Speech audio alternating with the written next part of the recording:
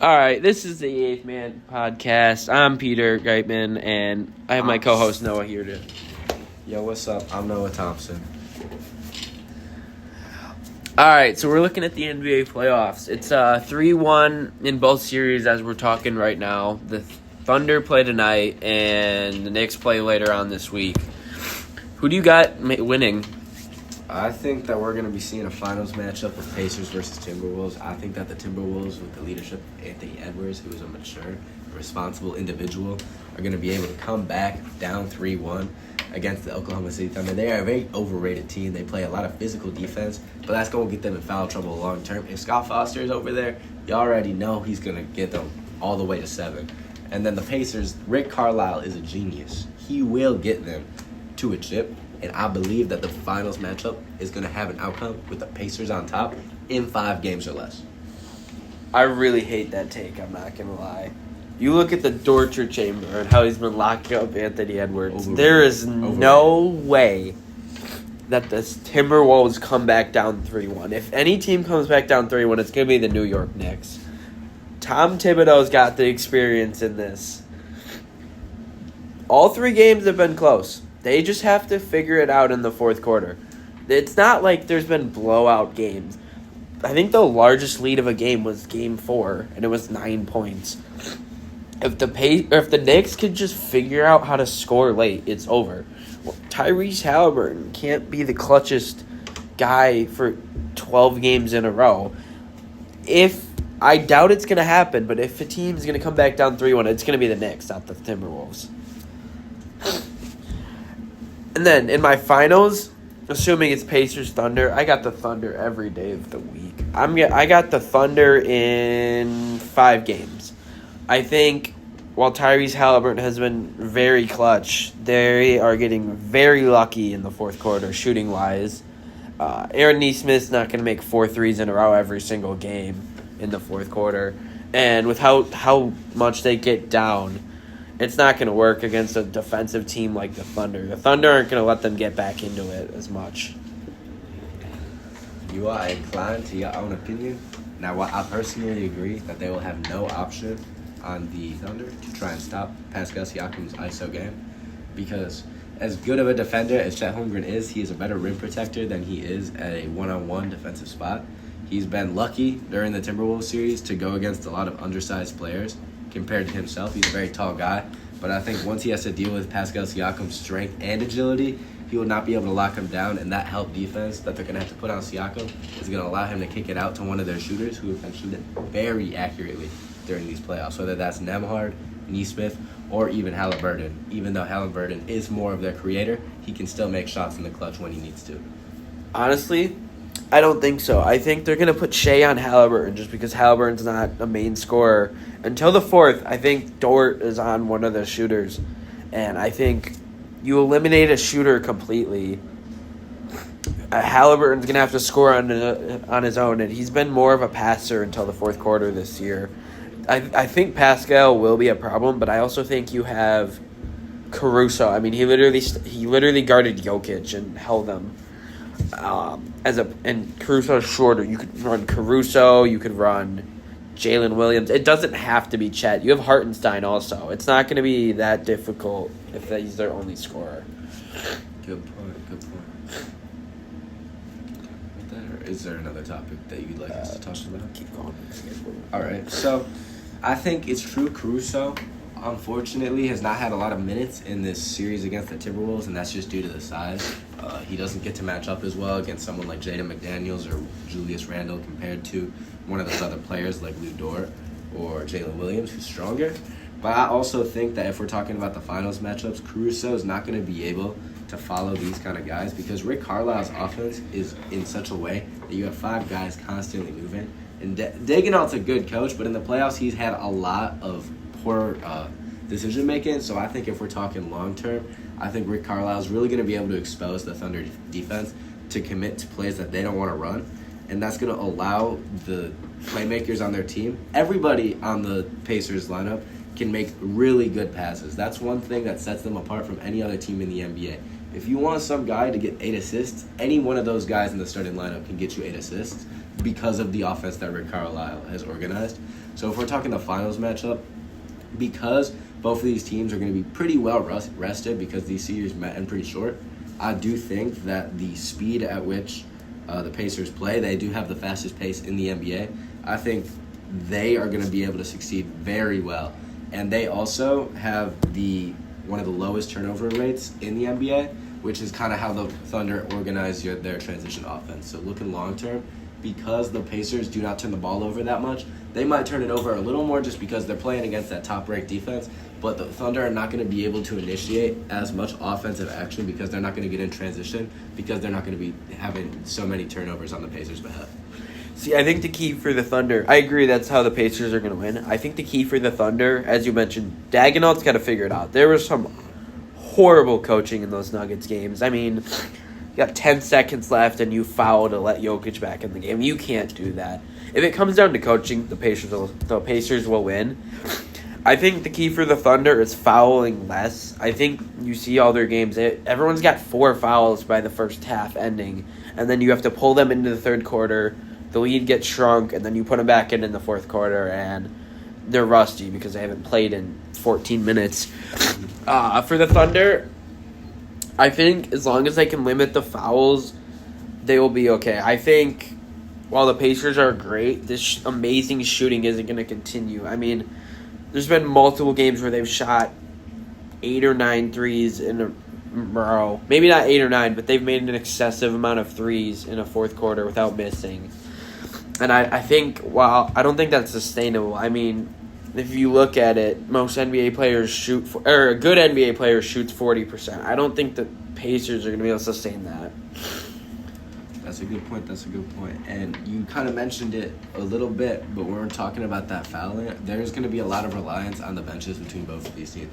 Both of these teams, both the Thunder and the Pacers, have one of the deepest benches in the entire league. If we're talking like TJ McConnell, Aaron Wiggins, I mean, we have so many guys that these teams can rely on to provide offense and defense. And when I'm thinking about how they're going to be able to switch, I think one of the things that the Pacers are going to get the Thunder for is the Thunder had the opportunity to play against a lot of teams without any depth. We're talking the Grizzlies. After John Morant and Jaren Jackson Jr., there is no one that's creating on the offense consistently. Scottie Pippen Jr. had a good game 3, but that's not going to happen all the time. And that was one guy in their starting lineup.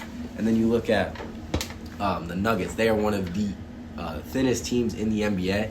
Their starting lineup isn't even starter caliber all the way through. We're playing bench players on the Nuggets. And then the Timberwolves, they are a pretty deep team, and the Thunder have been able to navigate around them. But one of the problems with the Timberwolves bench is their offensive creation. And if we're talking about shot creation, their bench can't do that, which is something that the Thunder have been able to maximize. But I think when they play against the Pacers in the finals, if that happens, the Pacers bench will be able to create their own shots on the offensive end. They'll be able to rebound their own shots, and then they're also going to be able to pass and make all of the right plays. And I think the Thunder are going to have a really hard time focusing on their bench unit and trying to really get an advantage when the bench is not on the bench and they're actually playing on the floor. Yeah, I'll agree with that. When I was watching the games, it's very obvious to me that the Thunder don't look like they're putting in nearly as much effort as the Pacers players.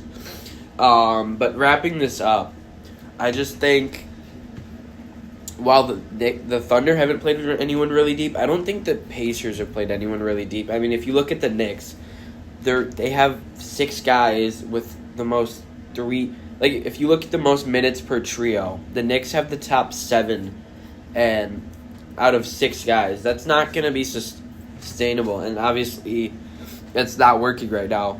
But I think if the Pacers if you're going to say the Thunder haven't played anyone deep, you can't really say the Pacers haven't played with any depth. I mean, the Bucks don't have any depth. The Knicks don't have any depth. Who else did they play? They played the Cavs, which are one of the deepest teams in the NBA. Okay, the Cavs are one of the deepest teams in the NBA, but like the Bucks and the Knicks don't have any depth. So it's a matter of like one game where they played the Cavs without Evan Mobley versus actually playing a deep team. Yeah. All right, now to our top 5. We're each gonna list off our top 5 NBA players, and then we're gonna argue about it. All right, Peter, would you like to begin? Yeah, I'll go first. At number 1, I got Giannis. It's clear to me. I mean, he's the only one who plays both ways consistently in the league. He's consistently a top 3 MVP candidate, and he should have more MVPs, but he doesn't because of voter fatigue. He's an all-NBA defensive player, and he scores 30 points a game. He's got to be the number 1 for me. Who's your number 1? I would also like to agree with you there. I would say that Giannis is the number 1 player in the NBA. Although, yes, he does not get the recognition that he deserves because he's playing on the Milwaukee Bucks, which is a small market team. And the team has had a lot of problems with injuries due to Damian Lillard getting his ACL tear, from Chris Middleton being injured and then traded to the Wizards. When Kyle Kuzma is your second best option in the playoffs, that's how you know you're not going to be able to succeed. And I really feel Giannis is going to go somewhere better. And once he goes somewhere better, he's going to get the recognition he deserves as the greatest two-way player of the last 10 years. 100%. At number 2, I have Jokic. He doesn't play very much defense, but if you look around like the playmaking and the rebounding aspect, I feel like he has to be number 2 of that. He's got all of that.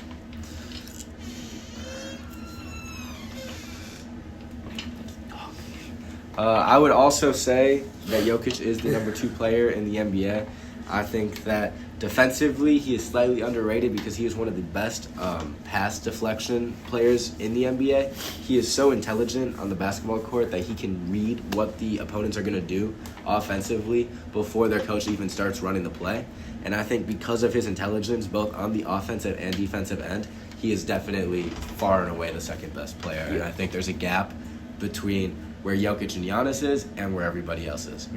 3 and 4 are interchangeable for me. 3, I have Shea just because top scorer, and if you look at his steals, he's a very good steal guy. So there's some defense there rather than like a Trae Young who never plays any defense. 4, I have Luka. The only reason I have Shea above Luka is this year Luka's production was down a little bit compared to last year. If we look at the last 3 overall, I'd go Luka, but I think just with Shea's explosion this year and being and leading the best team in the NBA, I think you have to give it to Shea. Okay. And I am inclined to agree to some extent. I would say that my personal 3 is Luka. I think that he had a lot of problems with injuries this season, and with the great trade to LA that Rob Pelinka organized, I think that Luka's really going to thrive once they find an actual center for him to play screens off of. But I also would say that as a playmaker and just all-around game, we're talking about Luka. He doesn't have that defense. He's one of the worst defenders in the league in terms of guards. But he is by far as good of a creator almost as Jokic. And I think for my number 4, despite injuries, I would put Jason Tatum. Just because when we're looking at defense, you can have a guy that can guard 1 through 5. He will be on the opponent's best player 9 times out of 10 off the switch from Jrue Holiday. And I think that when we're talking about value on the defensive end, Jason Tatum's very underrated. I think he is the second best two-way player in the NBA behind Giannis. And then we talk about what he does for the Celtics team. He's their primary playmaker. He's their on-ball creator. The amount of stuff that he does for the Celtics have allowed them to succeed. And he doesn't get recognition for it because the Celtics are one of those premier 5-player teams in the NBA. And they're pretty deep, too, when you consider Sam Hauser and Al Horford. But I think what Jason Tatum did for the team the last 2 years is proof to me that he's the 4th best. And I think that now that he's injured, people are really going to see the value that he brings to the Celtics because they're not going to have anybody that can create at the same level he does or defend at the level that he does. For my 5th guy, I'm kind of split. So I want to hear yours first. All right, for my number 5, that's when I would put Shea. Obviously, Shea, one of the best scorers in the NBA, in NBA history. I think that he gets a lot of credit for his offense, and that's deserved. I do think he gets slightly overrated on his defense because a lot of people will see the high steal number and assume that he's immediately one of the best defenders on the Thunder. He's not even the Thunder's 4th best defender, not even his 5th. I could name Jalen Williams, Chet Holmgren, Lou Dort, Alex Caruso, and we're talking then he's at like their 5th or 6th best defender, depending on where you value him versus a Wiggins guy or one of their other players. And I just think because Shea has the opportunity to go against some of the middle-range offensive guys on other teams, he gets to benefit well. But I think because he doesn't have the responsibility of being nearly the best defender on his team, he gets to play a lot more relaxed on the defensive end without being punished for it, which is why I think that Jason Tatum, the value that he brings to both ends, outweighs the value that Shea brings to both ends, but I do think that offensively Shea is a better player than Jason Tatum. It's just really focused on that all-around game. See, for my 5 right now, I'm split between 3 people. I'm split between Tatum, Mitchell, and Kawhi. Kawhi, he's been kind of hurt recently, and he doesn't play very much. But if you look at back in like 2020, he was a top tier defender, and he was a top scorer like Giannis. I think you kind of look at the injuries; he's kind of falling off right now, and so I don't think you can give him the 5. I think I'm gonna give it to Tatum. I'm gonna give him the edge over Mitchell just because, like you mentioned, Tatum plays a lot better defense than Donovan Mitchell. Donovan Mitchell's a better scorer overall, but I think with the defense, defense taken into account, that you got to give it to Tatum. I agree. All right, that's all for today's episode of the 8th Man Podcast. See you guys next week. Toodles.